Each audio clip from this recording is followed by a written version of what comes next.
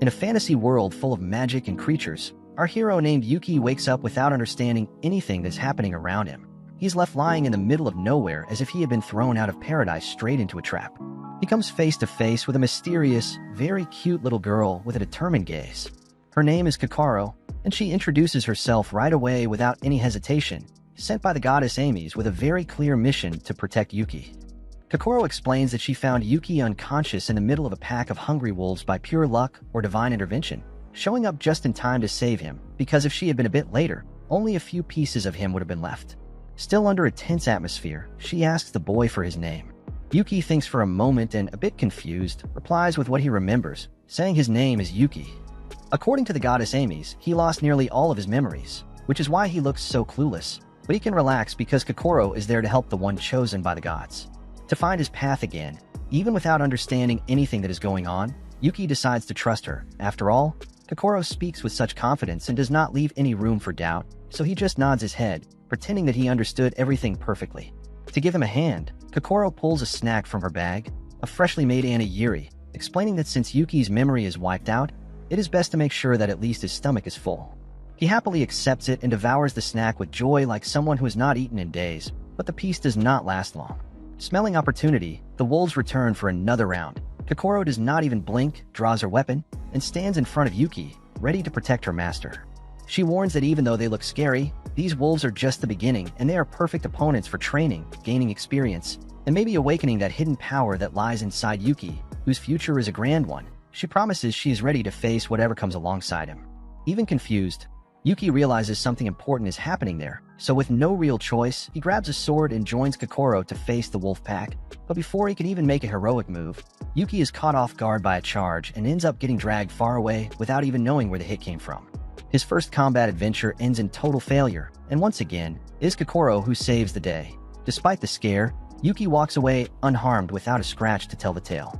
He gets up slightly dizzy and tells Kokoro that everything is under control, but before she can relax, he just faints again. Now Yuki is more lost than ever. He just woke up in this world, he has no memories, and he is behaving like a child about 7 or 8 years old, innocent, obedient, and with that pure look of someone who still does not know what to expect from life. Meanwhile, somewhere else in the mountains, the scene shifts to a girl with orange hair who is calmly washing her face in a lake. Her plan is simple, to go to the town center that day, but suddenly she hears a loud scream coming from who knows where, interrupting any sense of peace she had. She runs toward the sound and finds 2 guys, one chubby and one very skinny, with a smaller one crying and holding the other who is lying on the ground. The tall, skinny guy points to a big tree in the distance, saying that his older brother suddenly felt sick, that the medicine is in the bag under that tree, and he begs her to go get it and save his brother.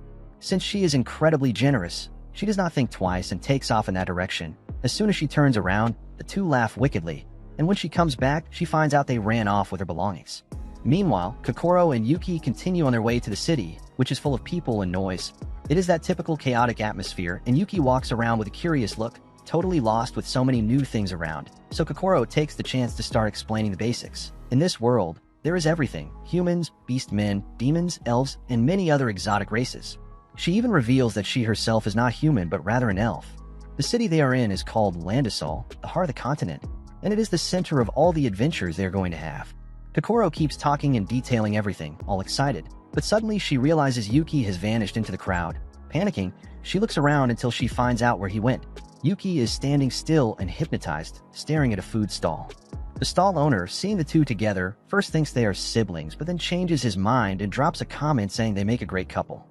Kokoro, a little embarrassed, corrects him immediately, but Yuki does not care. He just wants to eat. With shining eyes, Yuki points at 2 dishes on the menu, choosing them only based on the tastiest sounding name. When it is time to pay, Kokoro hands him the money, but he is completely lost with the rules of this world. Yuki puts the coins in his mouth, thinking it is some kind of strange food, so Kokoro has to explain with all the patience in the world that it is money, and those coins are used to buy things. That currency is very important. He cannot go around biting it or losing it. He understands and a bit awkwardly does everything right on the second try. With food in hand, the 2 sit down on a bench to enjoy their meal, savoring that simple moment without any hurry. But once the feast ends, an even bigger problem arises. They are out of money and do not have enough even for a basic place to stay. The sun is already gone, night is falling, and desperation sets in. Kokoro even considers selling the magical staff her own father gave her just to scrape together some coins, But Yuki absolutely refuses. That is a gift far too special for her to give up. With no other option, they end up improvising. They build a small campfire and decide to sleep right there on the mountain under the starry sky. It is full survival mode, but with that good-humored spirit of people who have already gotten used to hardship. But the peace does not last long. Just when they think they can finally rest, those same wolves from before decide to show up again, proving they are extremely persistent, as if they sense something different about Yuki because the beast will not give up and keep trying to attack him as if they knew something special lies within.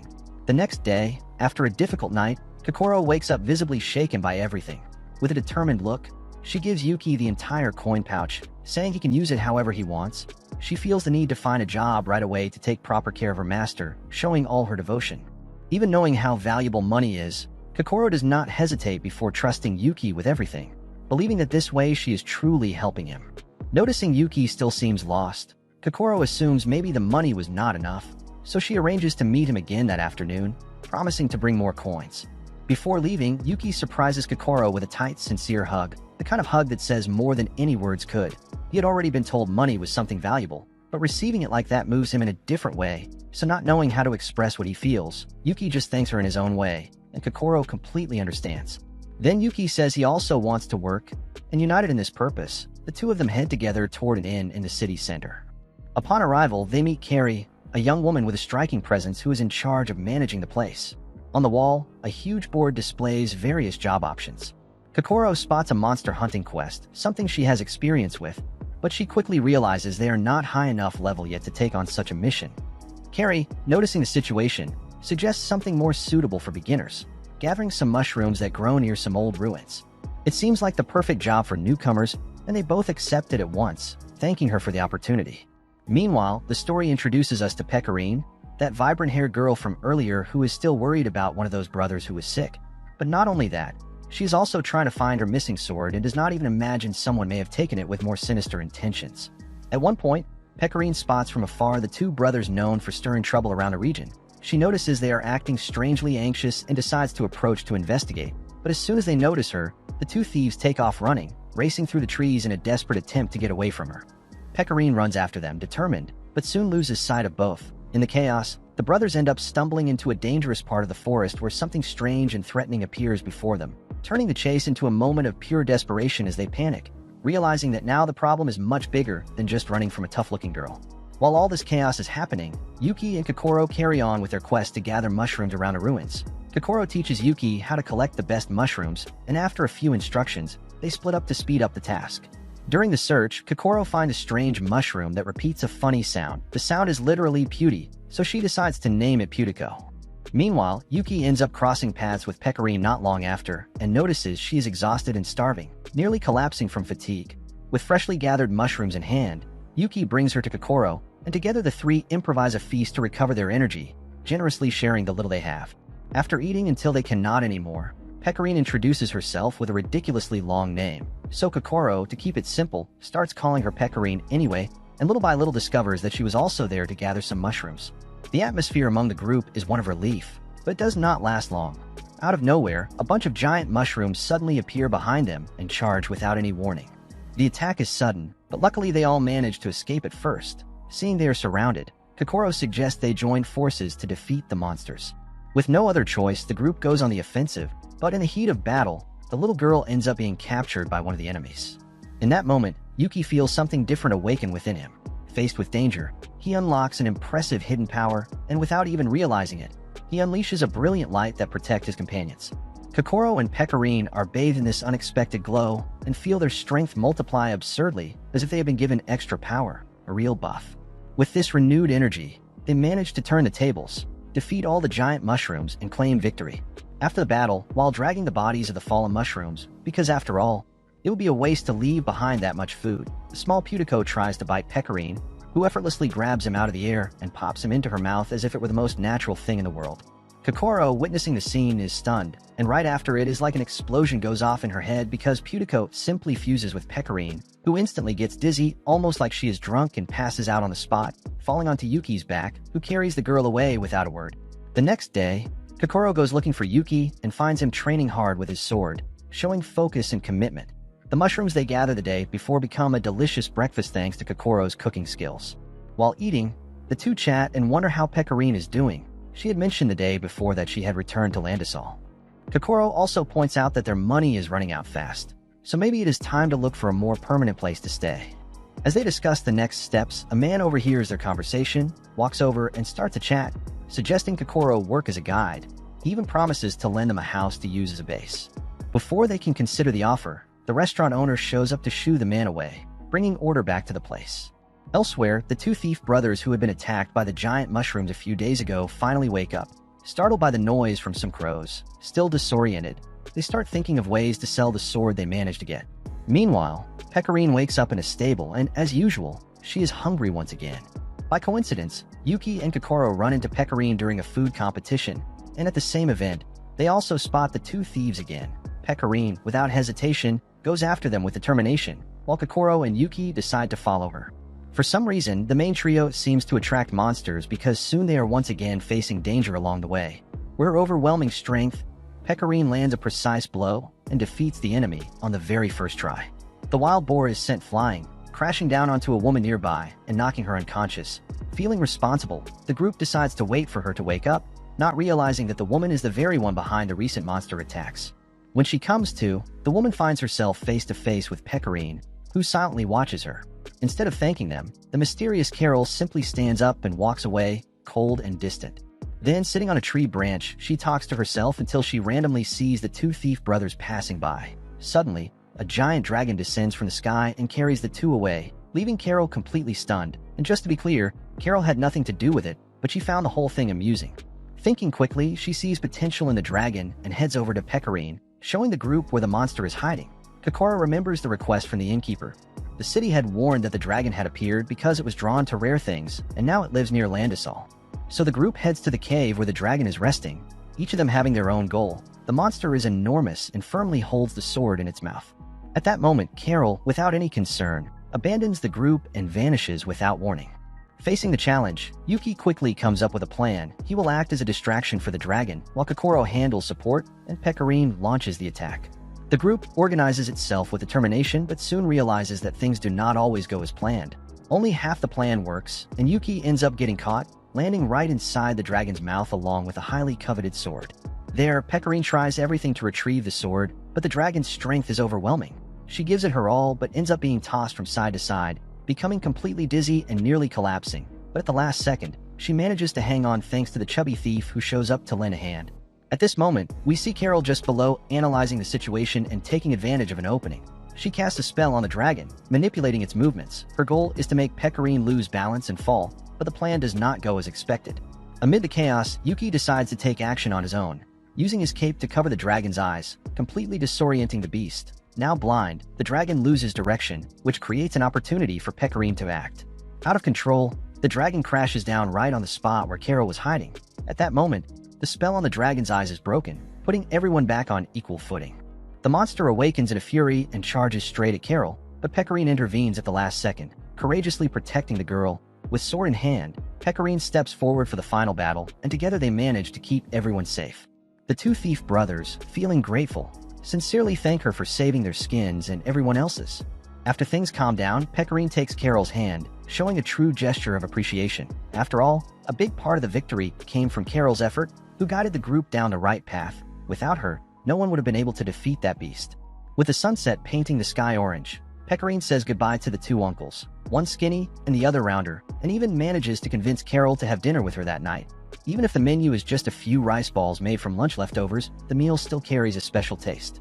During dinner, Pecorine proposes creating a gourmet guild, inviting Carol to join the group, but Carol, keeping her usual stern expression, declines the invitation and leaves, making it clear she has other priorities. She admits the rice ball is delicious but knows there are more important things to deal with at the moment.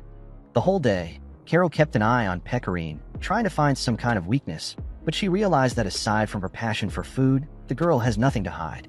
Meanwhile, Kokoro goes to a place where she can officially register a guild, but she only picks up the forms and leaves the registration for later. Outside, Yuki is still waiting for Kokoro's return. From a distance, he sees someone small collapsing, exhausted, and nearly out of strength. That scene reminds Yuki of the moment he first met Pecorine. Without thinking much, he approaches and gently places a rice ball beside the person. He offers the food and walks away calmly, doing what is right. What Yuki does not realize is that behind him, a smiling shadow watches with an enigmatic gaze. observing everything closely. As soon as Kokoro finishes collecting the forms, they head back together. Along the way, they find Carol spying from outside the restaurant where Pecorine is once again devouring everything in sight. Yuki and Kokoro invite Carol to eat with them. Proud as ever, she refuses, but the sound of her stomach quickly gives her away, showing that hunger speaks much louder.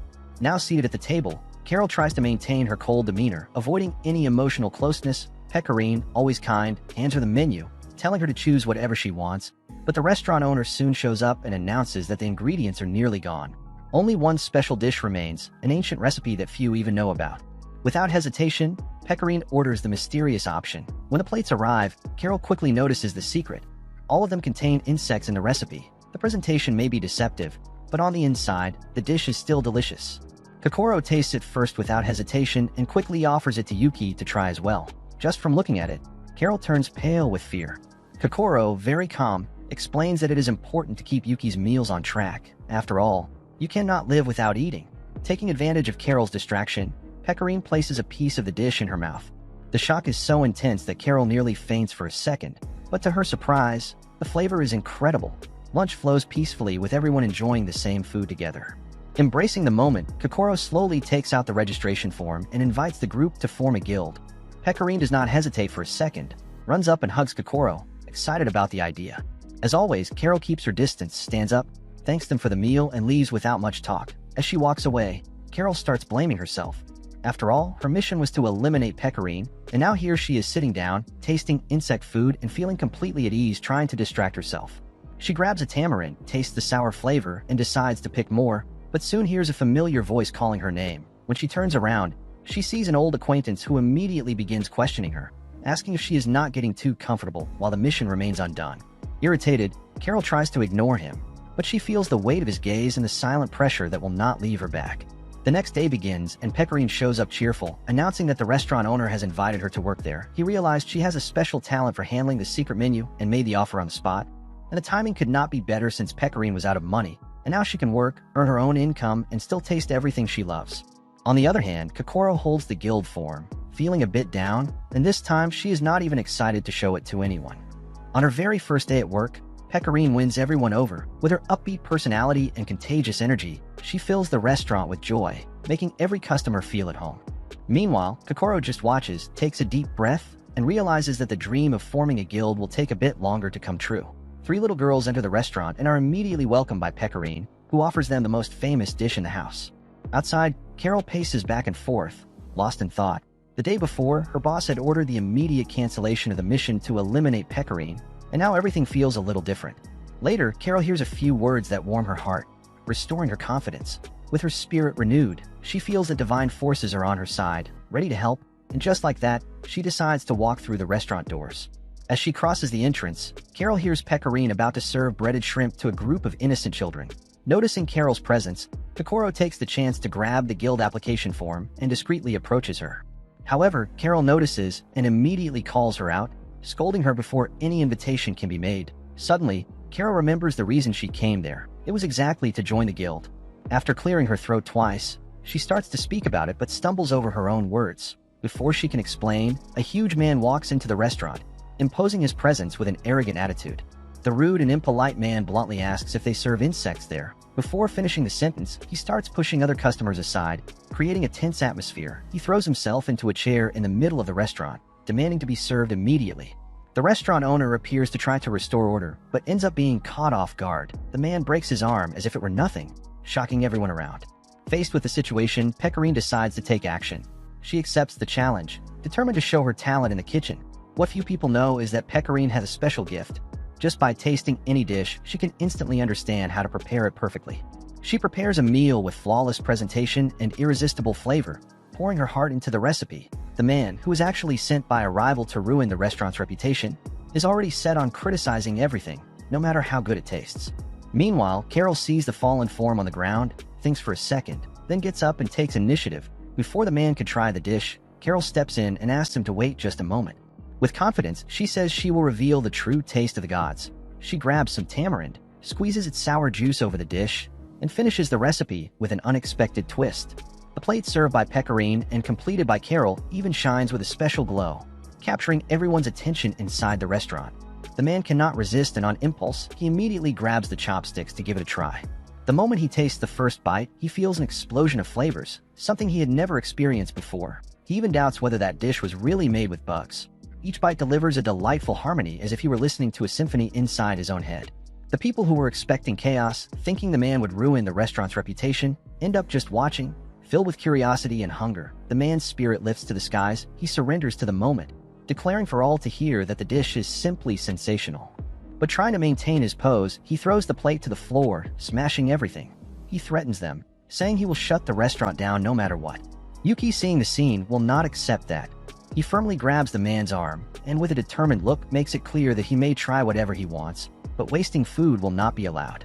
At the end of the day, with everything calmer, Carol finally gathers the courage and tells the group she is officially joining the guild now. With 4 members, the team is complete, ready to face new adventures. Their goal is simple and ambitious: to explore the world, discover all kinds of food and ingredients, and enjoy every meal together.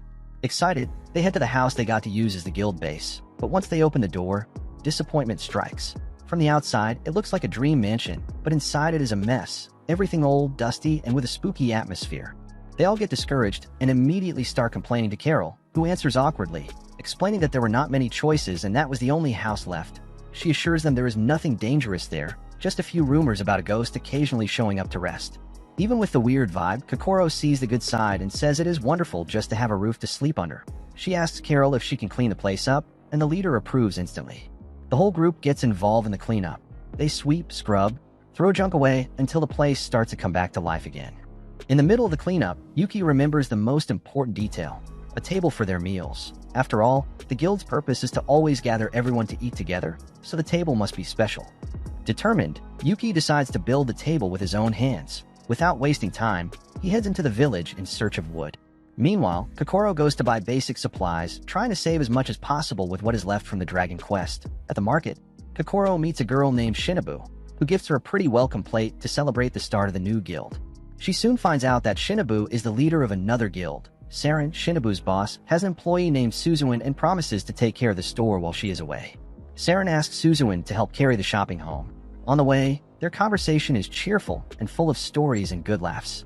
During the walk back home, Suzuin takes the opportunity to talk and ends up telling Kokoro that her boss, Saren, was once vice captain of the Royal Knights. Despite holding such a prominent position, she gave it all up to care for orphan children or those separated from their parents, founding the Serendia charity house. This story surprises Kokoro and helps her realize there are people who change lives through their choices. After a while walking, the two reach a very remote area, a place both beautiful and isolated, like a forgotten paradise on the far side of the world. But the atmosphere quickly shifts. Suddenly, they realize they are in the middle of a dark forest where all they can see are glowing red eyes. Fear takes over them both. Kokoro tries to calm Suzuin down but ends up saying something the wrong way, which only scares the girl even more. Without thinking twice, Suzuin pulls the cart to try escaping as fast as possible. In the chaos, Suzuin trips on a rock and falls face first to the ground. While the donkey bolts into the forest, the silence is broken by a strange noise coming from bushes. Kokoro tries to react. She grabs a rope, makes a loop, and throws it toward the sound, managing to catch something. But to everyone's surprise, what she lassos is not a monster. It is a donkey, another different donkey that speaks, and on top of that is full of charm. And to add to the surprise, the donkey is female and loves receiving compliments. Her name is He, and she says she works on a farm called Elizabeth Park, located on the other side of the forest. Kokoro explains they were pulling a wagon when their donkey ran off, causing all the confusion. Without hesitation, he offers to help. Despite her humble style, she proves she is truly strong and does not mind carrying weight, since on the farm she deals with even tougher tasks every single day. Kokoro even feels a little embarrassed, thinking he might get exhausted from carrying such heavy loads, but quickly realizes that for the little helper, that is no big deal. Meanwhile, back at the guild house, Yuki and Carol continue the cleaning. Carol sets up a chair so Yuki can reach the window and clean it more easily, but out of nowhere, a bug crawls up under her skirt. Terrified, Carol lets go of everything, and the chair Yuki was standing on loses support. He ends up falling straight to the floor, hitting his head hard. After the fall, Yuki feels a bit dizzy, almost as if he is dreaming. In that state, he ends up seeing a mysterious girl. It is Amos, the goddess who had appeared before. She speaks briefly, giving him just a hint of what is happening, because she knows Yuki is not ready to understand the whole truth yet. Amos does not go on for long, but she creates a magical shield and sends him back to reality. Before disappearing, she leaves behind an important message. When the bond between Yuki and the girls in his group becomes stronger, she will return to help him once again, just like before. However, Yuki must be patient until that moment arrives. When Yuki wakes up, the first thing he sees is Carol's worried gaze, who breathes in relief upon realizing that nothing serious happened. He still remembers the message from the dream, especially regarding Carol's complicated situation, and tries to show that he is okay, making a small gesture to reassure her. Even while still a bit disoriented, Yuki feels that he will be back to normal soon, ready to face the next challenges alongside the guild. A while later, we see that the handmade table is finally finished, and Carol has to admit that the little girl is talented, not just at cooking, but overall. Still, it was not so simple. The table was so massive it could not fit through the door, so they had to spend ages adjusting it. Meanwhile, Kokoro ran into a gang of thieves. When they saw they immediately went after her, wanting to capture the girl and sell her to a circus, ignoring the other two girls standing beside her. The problem is that they kept calling her a donkey, but honestly, the only donkey-like thing about her is her mindset. That is why he gets annoyed, pulls out a sword, and settles things quickly. After finishing the job, she gets hungry again. He then pulls out her special apple and takes a bite, and then something happens that leaves both girls absolutely speechless. After transforming, that cute and furry creature turns into a stunningly beautiful girl. And so at the end of a long day, everyone finally finishes their tasks. Kokoro returns home, sees everything neat and clean, and smiles in satisfaction. Meanwhile, he's taken back to her owner by Suzuin, and so that eventful day comes to a close. The next day, Yuki ends up catching a cold, and Carol comments that it is because he always goes to sleep with wet hair. Pecorine makes some porridge and takes it to him, saying she heard that eating something hot helps soothe and improve the flu. However, after just one spoonful, Yuki's spirit nearly leaves his body. Pecorine tries to encourage him to eat more, and he forces down another bite. Carol does not like it at all and says they are spoiling him too much. She insists that he just needs proper rest to get better. Seeing how unwell he is, Carol goes to check his fever, but just by touching his forehead, she jumps back in shock because the heat is insane, like the sun itself. So Kokoro starts preparing a natural remedy like the one she used to take in her village. The medicine even includes bugs, and Pecorine is about to put some insects into the porridge. Carol gets really upset with that idea and says not everything can be solved with insects, and since there is no other way, the best solution ends up being to take Yuki to a hospital.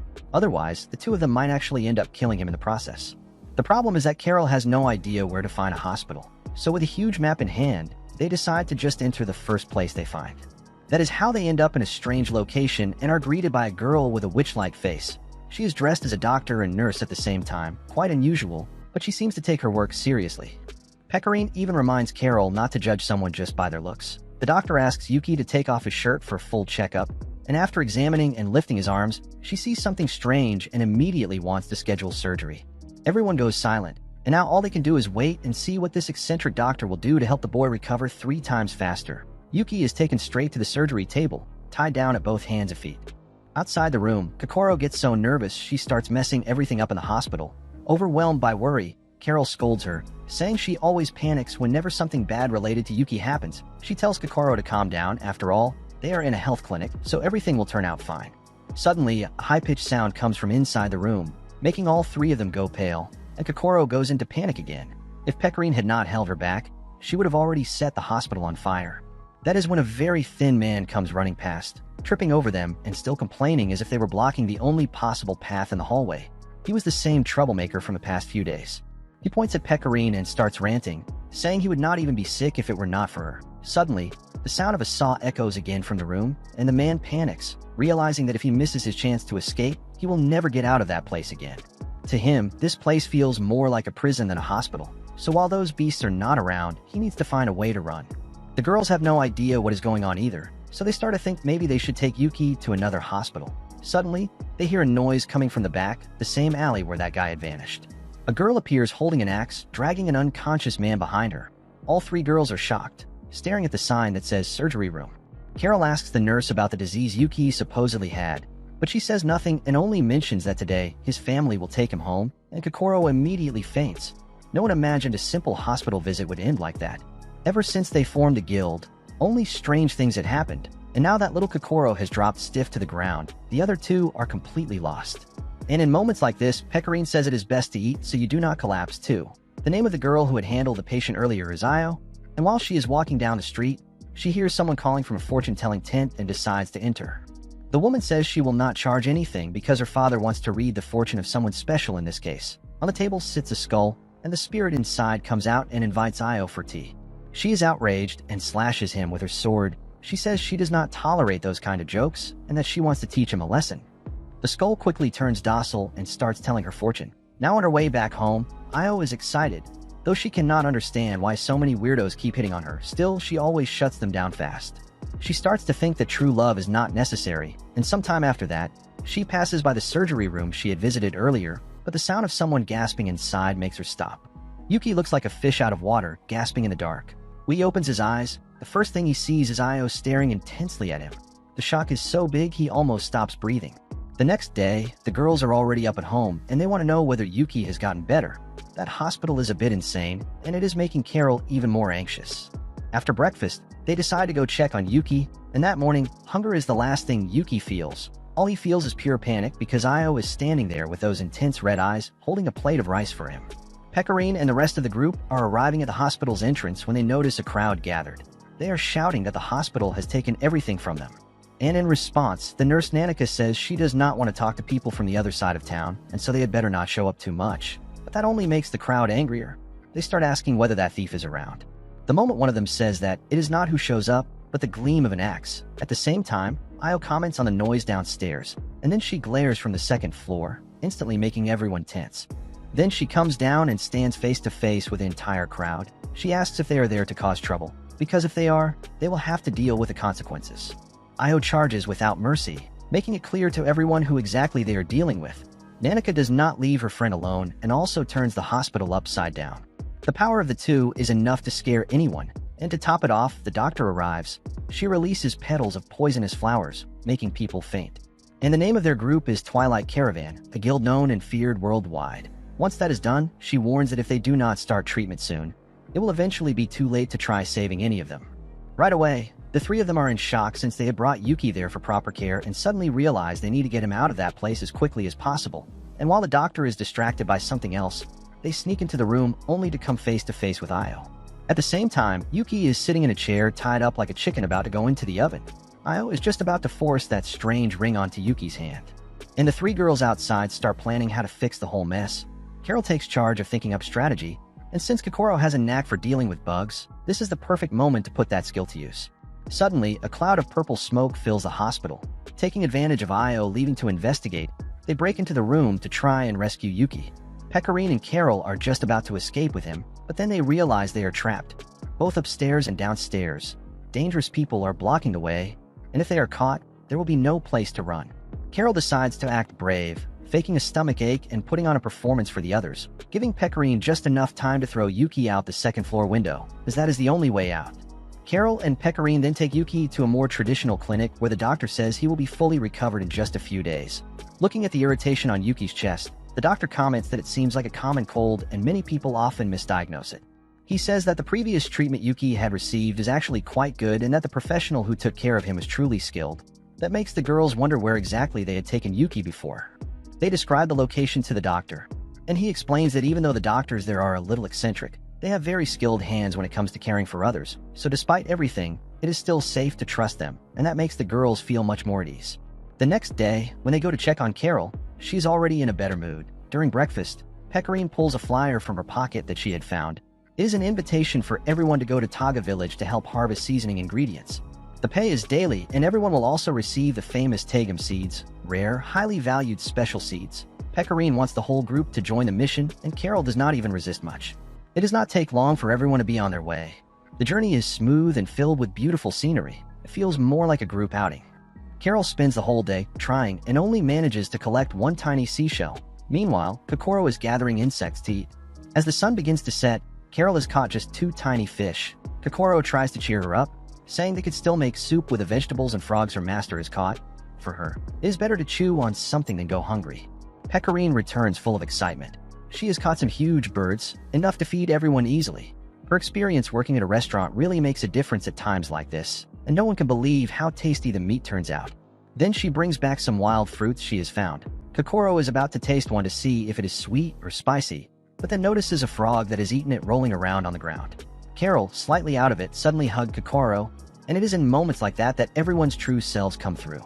In the end, almost everyone fell asleep except for Kokoro, who stayed there enjoying a cup of tea. watching her friends sleep around a campfire, silently giving thanks for being there with them.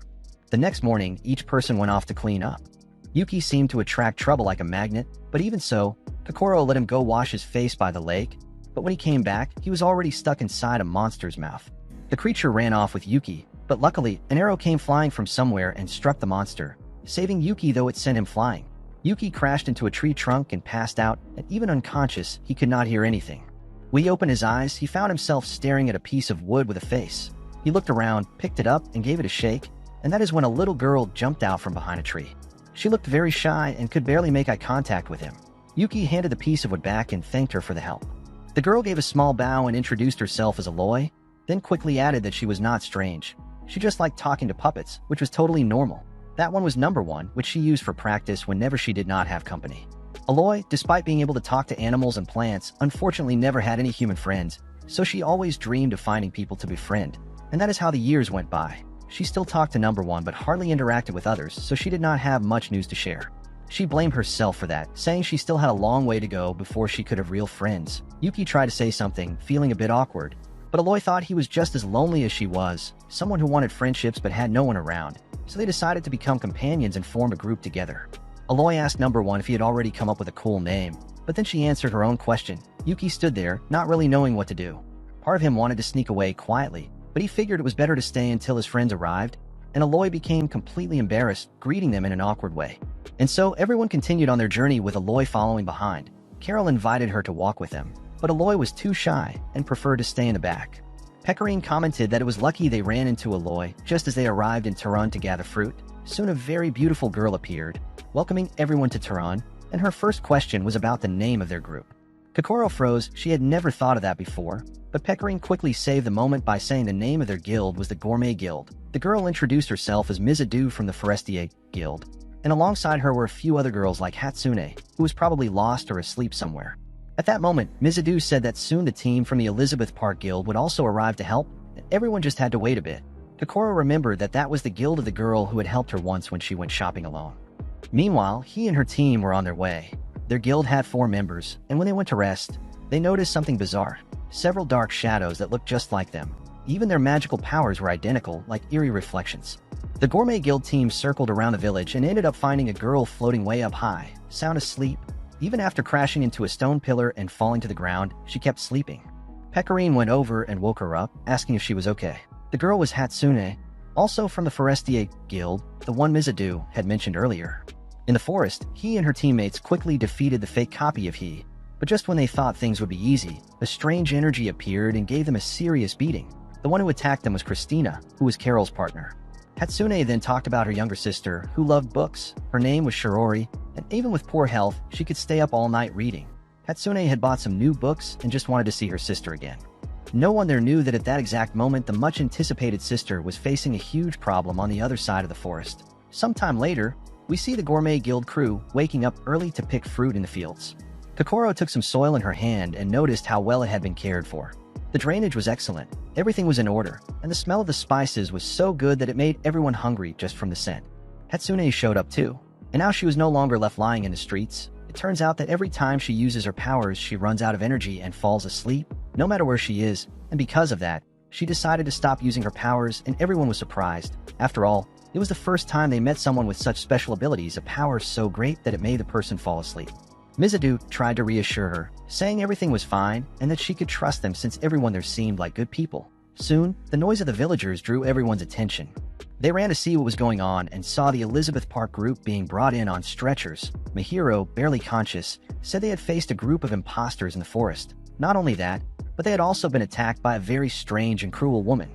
As for Shirori, they had gotten separated from her during the attack, but they did their best to help. Surviving that encounter had been extremely difficult. Kokoro ran to help he, who was badly hurt, while at the same time, the villagers started whispering among themselves, and the rumors were confirmed. Many people had seen perfect copies of themselves in the forest, and they were being attacked by those clones, and on top of all that, even the innkeeper had gone missing several days ago.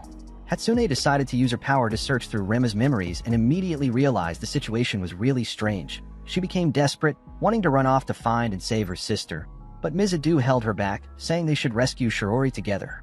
Yuki agreed right away, saying he would go too. Aloy also decided to join, and that completed the group with everyone determined not to leave anyone behind. In the end, this was not even the Gourmet Guild's mission, and they did not have to get involved, but they are the kind of people who just cannot turn their backs on a situation like this. What they did not imagine was that deep inside that forest, there was already a powerful trap set, just waiting for someone to walk into it.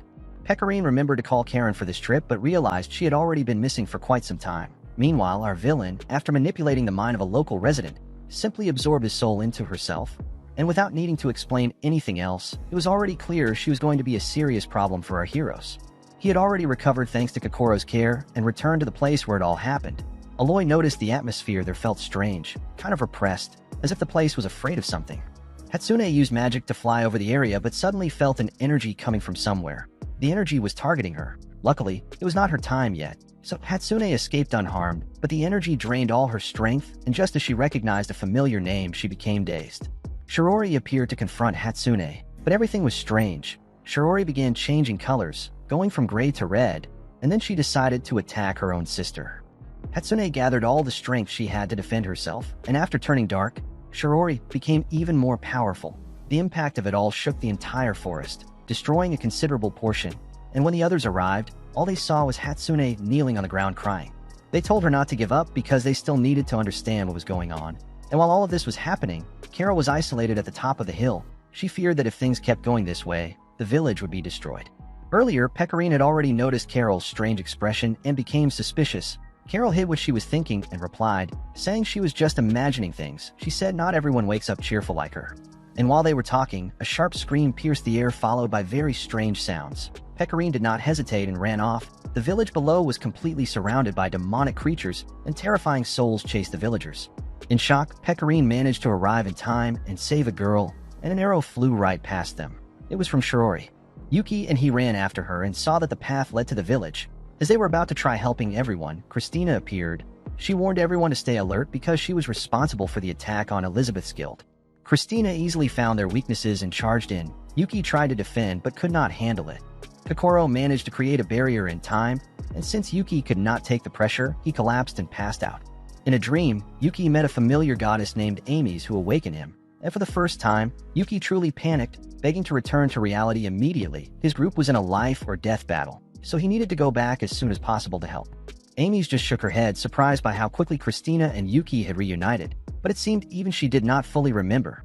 At the moment, Amy's could not interfere in the real world, and only he could help Kokoro's group. She then told him to release the power of the warrior princess, the one he used before he lost his memory. She asked him to remember it and save his friends. Meanwhile, during the battle, even he with her strong heart had fallen. Yuki suddenly woke up as if by a miracle and immediately used his power to strengthen everyone. The group felt a new energy as if they had been reborn, and they became much stronger. First, he turned human and bravely went on the attack. They almost managed to turn the tide. Yuki tried to finish it, but Christina did not let him. She easily blocked Yuki's sword and even kicked him far away, and since she already got what she needed that day, she left. And now it seems that Shirori has been overtaken by darkness, but if she still has any awareness, there must be a way to fix this. Pecorine kept fighting against the dark power, but of course, she could not handle the situation.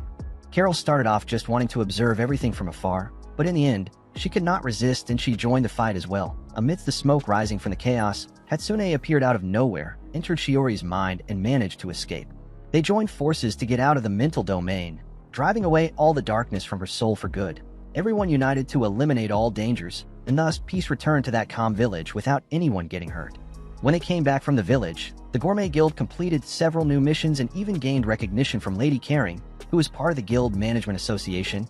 They enjoyed many days together scattered around that huge field which was the main rice area of Landisol, and everyone was excited with the work because the rice was amazing. But lately, wild animals had been invading and disturbing the lives of the villagers. Birds and boars kept arriving to cause trouble, and the farmers could not get rid of them. So now the mission was to help the farmers put an end to these pests, and the reward would be the famous rice, the best rice of all. Carol could not escape, having to explain everything to the Demon King about what happened in Harem village, and she was trembling with nerves. The queen had even given her an extra task to watch over Yuki and report everything he was doing, and that marked the end of her memories. Carol took a sip of water and looked toward the guild, reflecting to herself why she needed to keep an eye on these people. To her, it made no sense. While the group was discussing which mission to take, Yuki noticed a paper pinned way at the bottom. It was a mission to find a master. Karen quickly told everyone that was not even a real mission. Carol thought the whole thing was a waste of time and walked away, not taking anything this time, but Yuki kept holding that paper deep in thought. As they walked out, they came across some kids making noise and crying. Carol said anyone who wanted could care about that, but she would not. Then she headed home, but the children quickly stood in front of her, blocking the way and refusing to stop crying. In the end, they all ended up sitting in a diner talking, and that is when they found out the kids were the ones who had posted that mission request. The little ones really wanted to find the master to show them the path to becoming real adventurers. Carol asked why they were so excited to become adventurers, and the answer was obvious. They wanted to be real adventurers and improve everyone's quality of life, and that made everyone uncomfortable because deep down the children showed more interest in being adventurers than they did. Yuki then agreed to become the kids' master right there. Later on, Carol was lying on a hammock thinking about what to do. This mission seemed simple but was actually a lot of work, and Carol said she was not meant to be an instructor because she did not have patience for kids, and if those children had not been well behaved, she would have already lost her temper. Meanwhile, Pecorine was preparing some crafts for Yuki to give to the children. After the mission, she did not say anything, but the craft Yuki was making looked kinda strange. The next day, Pecorine's first class was a treasure hunt. The places marked with an X on the map were where the treasures were hidden, and the task was just to find and bring them back. Yuki was put in charge of watching everyone, and Carol let out a sigh. Feeling an anxiety she could not quite explain. The three of them stayed hidden behind the trees, just watching Yuki and the kids begin the first task. The compass pointed north, but the boy thought he just had to follow that path and guided the children.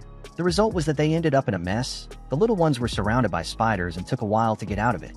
At one point, the three girls warned Yuki, and he seemed to notice the alert, but instead of going back to the correct path, he turned the map completely the wrong way. The right path, which had taken so much effort to prepare, was ruined, and Pecorine tried to use her special item and outfit she had spent the entire night making. She tried to warn the kids that path would lead nowhere, but unexpectedly, the group of children teamed up and defeated her quickly. The trail got more and more complicated with everyone ending up in the most dangerous places. They encountered several monsters along the way, and Yuki had already lost count of how many traps he had fallen into. Carol and Kokoro worked extremely hard to save him, and after that, everyone sat down exhausted, and Carol could not understand why. In the end, everything always ended up falling on her and the other girls. To top it off, it seemed like Yuki only knew how to cause trouble. He ended up right inside the mouth of a monster bird, and there went Kokoro, Carol, and Pecorine to defeat that creature. They realized that this was the real one responsible for ruining the crops, and now everything made sense because not even gathering all the farmers together would be enough to handle this problem. And after a whole day of facing creatures, everyone was exhausted with no strength left at all. But everything was resolved when Pecorine found some food. Once things calmed down, the three kids woke up and started thinking they were the ones who got the job done, and Pecorine, with a smile on her face, said that the mission had been a request from the farmers, and in return, they would be rewarded with rice, the best kind of rice. In the end, Pecorine used that rice to prepare a delicious meal for everyone, and as always, the dish turned out amazing. Now we see the children having fun with baby ostriches on the other side of the field. The thing is, when an ostrich is born, the first living being it sees becomes a mother to it, and it looks like those three kids had already been adopted by the little ones. Landisol is a huge city where you can shop and even get a coupon to enter a lottery. Kokoro found a shoe that she believed would look perfect on Yuki. She took 4 coupons and spun the wheel 3 times, only landing on white balls until on the final spin, something seemed to happen. Later, we hear Carol mentioning that Kokoro had been the lucky one to win the grand prize from the main raffle. They packed their bags and got ready to enjoy a trip to the beach. Sometime later, with Yuki nearly asleep, Kokoro showed up in the room where she explained that she had grown up isolated in the mountains, so she never understood anything about swimsuits. She did not even know if what she had was actually nice, so she came to ask his opinion. The store clerk had praised her, but to Kokoro, if Yuki did not like it, she would not even wear the outfit. When Yuki gave his approval, Kokoro let out a relieved breath. She had even tried to get a book about swimming from the library, and in the silence of the night, the two of them practiced swimming right there on the floor. The next day, the weather was perfect for the beach, and everyone was excited. Carol stayed off to the side, all shy, not expecting that right after receiving a mission to watch over them, she would end up enjoying a beach day with everyone. Pecorine and Yuki started playing in the water, splashing each other. Yuki had no idea what he was doing and ended up getting a face full of salt water, only realizing afterward that the water was salty. Kokoro carefully explained that seawater is salty and he needed to keep his eyes shut to avoid the sting. He understood the trick and started splashing water at them. Pecorine, excited, began throwing water at both Kokoro and Yuki, who ended up drifting away, carried by the waves. Of course, they were not going to leave Carol out of it. Pecorine went over to her and asked if she did not know how to swim. She said she did not, so Pecorine had the brilliant idea to push Carol onto a float, pretending that she was a ship. The experience left Carol terrified, and when they came back, Pecorine was exhausted. Kokoro was surprised to see her like that, so Pecorine decided to reveal a secret. She explained that the armor she wears gives her more strength, restores energy, prevents pain and cold, and does many other things. But the downside is that it leaves her with an absurd hunger. Sometimes she even passes out from it. Without those clothes, Pecorine is just like any normal girl. Kokoro realized that both her strength and her insane appetite had a hidden cause. Carol grew curious and asked if she could go around telling that to other people, but Pecorine laughed and said it was no problem. Out of nowhere, they ran into Suzuan again, the maid. She was losing control of the cart because the donkey had taken off down the beach road. Kokoro's group went to help, and while chatting they found out that Saren was nearby opening a new store. They ran to say hi to their big sister, and even took the chance to eat. Saren was really happy to see the Gourmet Guild enjoying themselves, and the rumors were true that group really loved a good meal. Even so, something strange was going on in the middle of that heat. The restaurant was almost empty even though it was serving incredible dishes. Saren mentioned that there was a rival food stall nearby, and their main dish had taken away all of her customers. In the end, there was not much to be done after all. Competition is competition. Pecorine tried to comfort her, saying they could show up every day to eat, and that would surely solve the problem. But then a question popped into everyone's mind. What exactly was the secret behind the competitor's menu? The other stall was massive, the service was lively, and the crowd there never stopped coming. Visually, it was hard to compete with all that. But what really made the difference was their technique. Their barbecue was truly outstanding. Only then did the person in charge decide to introduce herself, saying she was Ano, the leader of the Mercurius Foundation, and explain things more clearly. On this beach, the custom of eating ice cream was now a thing of the past because after a cold sea bath, what the body really asks for is hot food and a sweet treat to give energy. Ano then went over to challenge Saren, but the owner of the stall stood her ground without even considering working for someone else. Mafuyu could not take the tension and ended up speaking her mind. The leader's real interest was to count on Saren's talent, but she did not know how to invite her properly. She also complained that with so many inexperienced people around, it might be complicated. That kind of comment only made Carol's anger grow stronger, making her even more determined to show what the Gourmet Guild was capable of. Still, Saren explained that Ano was not a bad person, despite coming from a rich family. She decided to build her own path by founding the Mercurius restaurant on her own. The restaurant owner felt grateful for the Gourmet Guild support, but they all also felt a little awkward for disturbing everyone's rest. From the beginning, this group's goal was always to explore and try out different foods, but they reassured Saren, telling her not to worry. Meanwhile, on the other side, two Mercurius employees were taking a break after a tough shift. One was eating takoyaki while the other drank wine, saying she came to help because Ano was opening another store. But during her walk, she kept bumping into lovebirds, which was driving the blonde girl crazy because she was still single. To make things worse, she was so drunk she could not even begin to understand what was going on around her. In the end, her friend threw her into the sea, believing the ocean would wake her up to reality. The blonde girl had her feet sticking out of the water, and her friend wondered if the sea there was shallow. But right after that, the seawater suddenly rose and a monstrous scream was heard across the entire beach. Everyone started running, saying a monster had appeared, and the noise reached all the way to Pecorine and the rest of her group who were fishing nearby. Pecorine did not hesitate for a second before running to try and help. Once she understood the situation, she was not afraid to take a risk and pulled her friend out of the mess using only the strength of her arms. The situation was chaotic, but brute force alone would not be enough. Everyone joined forces, and together they managed to subdue the giant creature.